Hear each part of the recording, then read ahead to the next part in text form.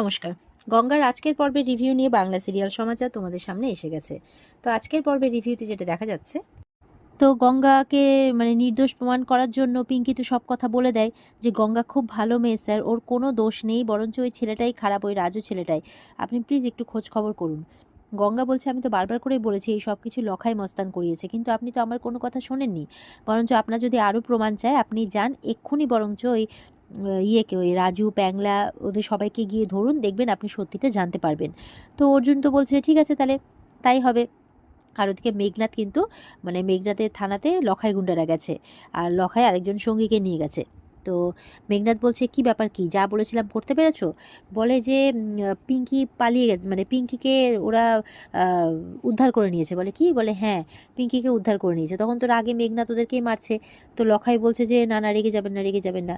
এবার লখাইকে মেঘনাথ বলে দিচ্ছে যে যাও কোনো সেফ জায়গায় গিয়ে লুকিয়ে পড়ো, কিছুদিনের জন্য গা ঢাকা দাও, যাও, আমি বাকিটা দেখছি। দিয়ে লখাই যখন চলে যায়, মনে মনে বলছে লখাই তো আর বাঁচতে পারবে না, কিন্তু কোনোভাবে যাতে আমার নামটা না নেয়, এমনটা চিন্তা করছে আর কি। আর ওদিকে মেঘনাথ ওর পুলিশি দলবলকে বলছে যে ওই ছেলেগুলোকে যে প্রোটেকশন দেওয়া আছে প্রোটেকশন তুলে নিতে, আর ওদেরকে বলতে যদি প্রোটেকশন চাই তো পুলিশের কাছে সরাসরি এসে প্রোটেকশন চাইতে। তো সেই মতো করে ওই কনস্টেবলগুলো তাই বলছে ওই ছেলেগুলোকে যে আমরা প্রোটেকশন দিতে পারবো না, যদি মনে হয় তাহলে থানাতে গিয়ে প্রোটেকশন চাও, মেঘনাথ স্যার কিছু হেল্প করলেও করতে পারে। এই বলে পুলিশ ওদের কাছ থেকে চলে যায়। তো ওদের মনে সন্দেহ হয় যে এবার তো আমাদেরকে আর এরা সাহায্য করবে না, এদের যা করার করে দিয়েছে, এবার তো আমাদেরকে এখান থেকে পালাতে হবে, নাহলে আমাদেরকে কেউ বাঁচাতে পারবে না। এই বলে প্যাংলা, রাজু এরা সবাই মিলে কিন্তু পালাচ্ছে। আর যেই পালাচ্ছে ওদিকে তো অর্জুন আসছেই, অর্জুন কিন্তু ওদেরকে গাড়ি নিয়ে ঘেরাও করে নিয়েছে। তো এবার সব কটাকে ধরেছে, মারছে, বল সত্যিটা বল, সত্যিটা বল। তো ওদের মধ্যে একজন আছে সঞ্জয় বা কিছু একটা নাম তার, সে বলছে আমি তো ভিডিওতে সবটা বলেই দিয়েছিলাম স্যার, এতে গঙ্গার কোনো দোষ নেই, সব লখাই মস্তান করেছি, আমি লোভে পড়ে টাকার লোভে পড়ে আমি কাজটা করে ফেলেছি। বলছে ভিডিও? কোন ভিডিও? গঙ্গা বলছে হ্যাঁ স্যার, আমি ওই ফেরিওয়ালার ছদ্মবেশে আপনার চোখেরই আমি ওর কাছে গেছিলাম, গিয়ে ওর কনফেশন আমি আদায় করেছিলাম, আপনাকে ভিডিও করে পাঠিয়েওছি। অর্জুন বলছে ভিডিও? তখন ফোনটা চেক করে, বলে কই, কোনো ভিডিও আসেনি তো, নিশ্চয়ই কিছু একটা গন্ডগোল হয়েছে, আমি যদি এই ভিডিওটা আগে পেতাম গঙ্গা, তাহলে তো আমি তখন এই স্টেপটা নিয়ে নিতাম। এই বলে ওদেরকে খুব মারছে। এবার প্যাংলার কাছে গেছে, কি তোর কিছু বলার আছে? বলে হ্যাঁ হ্যাঁ, গঙ্গার কোনো দোষ নেই, সব ওই লখাই মস্তান করিয়েছে, গঙ্গা ঠিকই বলছিল, গঙ্গা খুব ভালো মেয়ে, এইভাবে বলছে। তো যাই হোক, গঙ্গার তো দোষ নির্দোষ প্রমাণ হয়ে যায় ও। এবার তো অর্জুন সব কটাকে ধরে নিয়ে যেতে বলে, সব কটাকে থানায় নিয়ে চলে যাওয়া হয়। ওদিকে অর্জুন কিন্তু লখাই মস্তানের ডেরাতে রেড করতে বলে দেয়। আর এদিকে লখাই মস্তান তো চিন্তায় পড়ে গেছে, কোনো কাজ হলো না, ওদিকে গঙ্গাটার জন্য ধরা পড়লাম, ওকে তো আর ছেড়ে কথা বলবো না, এরকম সব আলোচনা করছে। তো লখাই মস্তান তো ডেরাতে যথারীতি চিন্তাভাবনা করছে। এবার রাতও হয়েছে, ঘুমাবে। ঠিক তখনই কিন্তু অর্জুনের টিম গিয়ে তাদের রেড করে নেয়, তাদেরকে ধরে নেয়। তো লখাই মস্তান বলছে আমি কিছু করিনি, আমি কিছু করিনি, আর উল্টে তার টিমকেই মারার ধমকি দিচ্ছে। তখন বলছে ভুলে যাস না, এটা কিন্তু অর্জুন, এসিপি অর্জুন চ্যাটার্জির টিম, হ্যাঁ। এই বলে সব কটাকে ধরে নিয়ে যায়। তো অর্জুন চ্যাটার্জির কাছে নিয়ে যায়, অর্জুন চ্যাটার্জি সব কটাকে জেলে ভরে দিতে বলে। এদিকে গঙ্গা কিন্তু চলে যাচ্ছে। তখন অর্জুন দৌড়ে গেছে গঙ্গার কাছে, গিয়ে বলছে গঙ্গা দাঁড়াও, কোথায় যাচ্ছ? বাড়িতে? বাড়িতে তোমার মা বাবা নেই, ওরা তারাপীঠে গেছে। দেখো খোঁজ খবর তো করতেই হতো না, বলো, এটা তো ডিউটির মধ্যেই পড়ে। তো তুমি যদি না পালাতে তাহলে তো এত কিছু ঝামেলাই হতো না। কি হতো, এক রাতের জন্যই হাজতবাস করতে হতো, তুমি ভুলে যেও না। রনেকের সময় আমিও কিন্তু এক রাতে আমারও কিন্তু হাজতবাস হয়েছিল। তো এক রাতের জন্য হাজতবাস করলে এটা কোনো বড় ব্যাপার নয়, এমন কিছু হয় না। গঙ্গা বলছে আপনারা বড়লোক মানুষ, আপনাদের কোনো কিছু হবে না, কিন্তু কি বলুন তো, আমরা তো গরিব মানুষ, আমাদের বদনামটা তাড়াতাড়ি হবে। তো গঙ্গা বলছে এমনি তো ওই ভ্যানটা পুলিশ স্টেশনে পৌঁছতো না, আমি ওদেরকে বলতে শুনেছিলাম যে ওটা অন্য কোথাও যাচ্ছিল। বলে কি বলছো, এটা আবার হতে পারে নাকি? না না, হয়তো তুমি টেনশনে কি শুনেছো। আচ্ছা বাদ দাও না এইসব কথা এখন, চলো বাড়ি চলো, বাড়িতে জানো তো সবাই তোমার জন্য অপেক্ষা করছে, কেউ বিশ্বাসই করেনি যে তুমি এমনটা করতে পারো। রূপালী, উদয়ন সবার কথা বলছে আর কি, জেঠু জেঠিমা সবাই বলছে কেউ বিশ্বাস করেনি। তখন জেঠুর উপকারের কথাটা ভাবছে গঙ্গা, বলছে জেঠুকে আমার প্রণাম জানাবেন, আর বাকিদেরকে আমি অন্য কোনো সময় ফোন করে নেব। তো আসলে কি বলুন তো, আমরা গরিব মানুষ তো, বস্তির মানুষ, অশিক্ষিত, আমাদের সাথে আপনাদের তালমেল হয় না। এই যে আমার সাথে কি আপনার বিয়ে হওয়ার কথা ছিল? কোথায় আপনি রাজার ছেলে, রাজার বাড়ির ছেলে, আর কোথায় আমি অশিক্ষিত বস্তির মেয়ে? আমাদের কি কখনো মেল হয় বলুন? আর এই বিয়েটা তো আপনার কাছে ছেলে খেলা ছিল, তাই নয় কি? আর তাছাড়া একদিন না একদিন তো ধরুন আমাকে যেতেই হতো। তো তাই জন্য বলছি স্যার, আপনি বাড়ি ফিরে যান, হ্যাঁ, আমি নির্দোষ প্রমাণিত হয়ে গেছি, ব্যাস আমার আর কি চাই, আর কিচ্ছু লাগবে না। আমি মেটেগঙ্গার মেয়ে, মেটেগঙ্গাতেই থাকবো, মেটেগঙ্গাতেই আমি আমার বাড়িতে ফিরে যাব। আগে আমি বাবা গঙ্গেশ্বরের কাছে মানে তাকে ধন্যবাদ জানাবো, প্রণাম করব, তারপর আমি বাড়ি ফিরে যাব। মা বাবারা ঠিক চলে আসবে বাড়িতে, চিন্তা নেই। অর্জুন বলছে, কি বলছো তুমি এসব কথা, কেন বলছো? চলো তুমি বাড়ি ফিরে চলো, রেস্ট নেবে, খাওয়া দাওয়া করবে। বলে, না স্যার, আমি ও বাড়িতে ফিরতে পারবো না। আসলে কি বলুন তো, আমরা তো গরিব মানুষ, তো আমাদেরকে না সহজে বিশ্বাস করা যায় না, বুঝলেন তো। আর কেউ আমাদের সম্মান করতেও করতেও চায় না। তাছাড়া আমাদের মতো মানুষকে কি আপনাদের অত বড় বাড়িতে মানায় বলুন? মানায় না।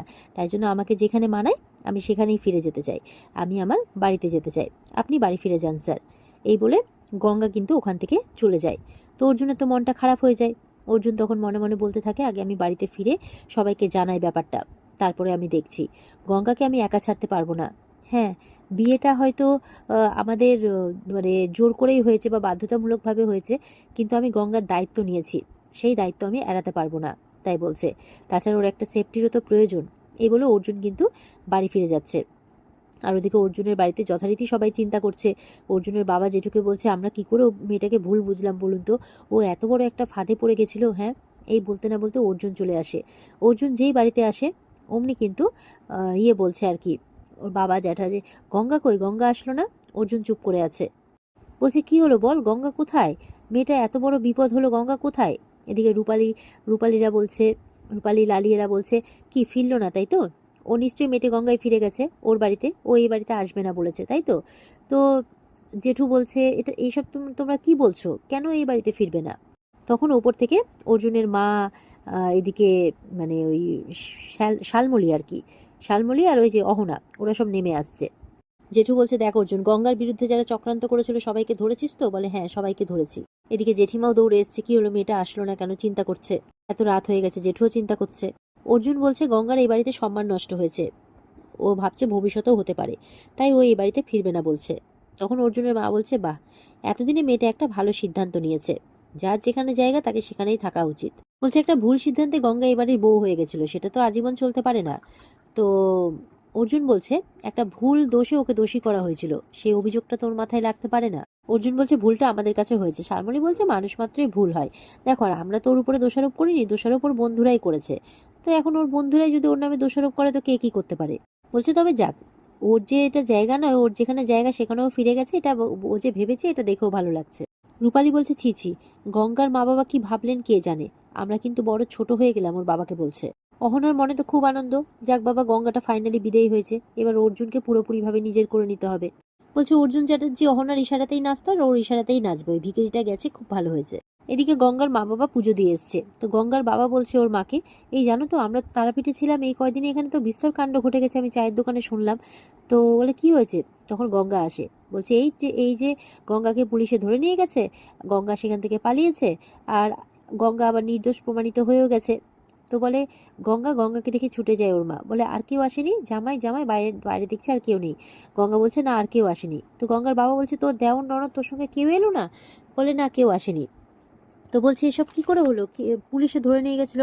তখন গঙ্গা বলছে যে, এখানকার কিছু ছেলে পেলে ওই লখাই গুন্ডার কথা অনুযায়ী আমার নামে মিথ্যা কথা বলেছিল, এটাই আর কি। তো তখন বলছে, তোরা যে তারাপীঠে গেছিলি আমাকে বলিসনি তো মা? বলছে, ও একটা মানত ছিল তো, যে তোর যদি ভালো ঘরে বিয়ে হয়, মানে ভালোভাবে বিয়ে হয়, তাহলে আমি পুজো দিতে যাবো, আর মানতের কথা তো বলতে নেই, তাই আমি বলিনি, চলে গেছিলাম তাড়াহুড়ো করে।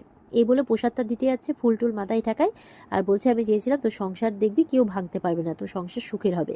তখন গঙ্গা বলছে, কিসের সংসার মা? শুনে অবাক ওর বাবা মা। বলে, আমি ওই সংসার ছেড়ে এসেছি। আসলে কি বলতো, যার শিকড় যেখানে, সেখান থেকে তার শিকড় উপড়ে ফেললে সেই গাছ কি বাঁচে বল? তাহলে ওরা কোথায় আমরা কোথায়, ওদের সাথে আমাদের বিস্তর ফারাক।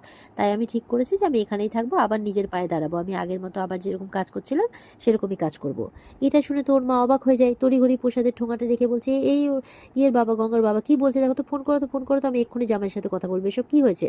গঙ্গা তখন ফোনটা কেটে নেয়, বলে, না মা, একদম ফোন করবি না, ওরা কেউ আমাকে বাড়ি থেকে বের করেনি, ওরা তো বরঞ্চ আমার খোঁজ করছে, আমার অপেক্ষা করছে, কিন্তু আমি আর ওই বাড়িতে ফিরে যাইনি আর যাবও না। তো গঙ্গার কথা শুনে তার মা বাবা অবাক হচ্ছে। এদিকে তো অর্জুনের মা বলছে, গঙ্গা এই বাড়িতে মানিয়ে নিতে পারতো না। তো অর্জুনের জেঠু বলছে, ভুলে যেও না, গঙ্গা যে এই বাড়ির বউ বা এই বাড়িতে যাতে মানিয়ে নিতে পারে, তার জন্য তোমাদের দায়িত্বটাও কিন্তু কিছু কম ছিল না, ঠিক আছে? আর তাছাড়া এটা ভুলে গেলে চলবে না যে গঙ্গা কিন্তু চ্যাটার্জি বাড়ির বউ। গঙ্গার দায়িত্ব অর্জুনকে নিতে হবে। গঙ্গা যাতে এই বাড়িতে মানিয়ে নিতে পারে, ভালো থাকে, সেই দায়িত্ব অর্জুনের। তাছাড়া গঙ্গা অর্জুনের মান বাঁচিয়েছে চিরকাল। জেঠিমা তো বলছে ঘরের লক্ষ্মী বাড়ি ছেড়ে চলে গেল। না না, এটা মোটেও ঠিক হলো না, এতে বাড়ির অকল্যাণ হয়। জেঠিমা তো এইসব কিছু খুব মানেন, তাই বলছেন গঙ্গাকে একটু বুঝিয়ে সুঝিয়ে ফেরত আনা যায় না? তো অর্জুনের জেঠির উপর তো অর্জুনের মারে গিয়ে যাচ্ছে, এসব আপনি কি বলছেন? ওই মেয়েকে ফেরত আনার কথা বলছেন সত্যি? শালমণি বলছে, কি যে বলেন মা, আপনি বলছেন যে আমরা চ্যাটার্জি বাড়ির লোকজনরা ওই বস্তিতে যাব দল বেঁধে, আর গিয়ে হাত জোর করে বলবো গঙ্গা মা আমাদের ভুল হয়ে গেছে, চলো বাড়ি ফিরে চলো, তাই তো? সত্যি পারেনও বটে, এইভাবে বলছে। তো অর্জুনের মারা তো হাফ ছেড়ে বেঁচেছে, সবাই ঘরে চলে গেছে। অহনা বলছে চলো অর্জুন একটু রেস্ট নেবে, চলো, ওর মাথা খাচ্ছে। অর্জুন তো আলাদা জায়গায় সরে গিয়ে বলছে যে গঙ্গাটা এইভাবে চলে গেল, আমাকে গিল্টি ফিল করাচ্ছে, তাই বলছে। বলছে তাছাড়া ওর একটা সেফটিরও তো ব্যাপার আছে। লখাই মস্তানরা যতই জেলে থাকুক, এদের আবার চেলা চামুন্ডা প্রচুর থাকে।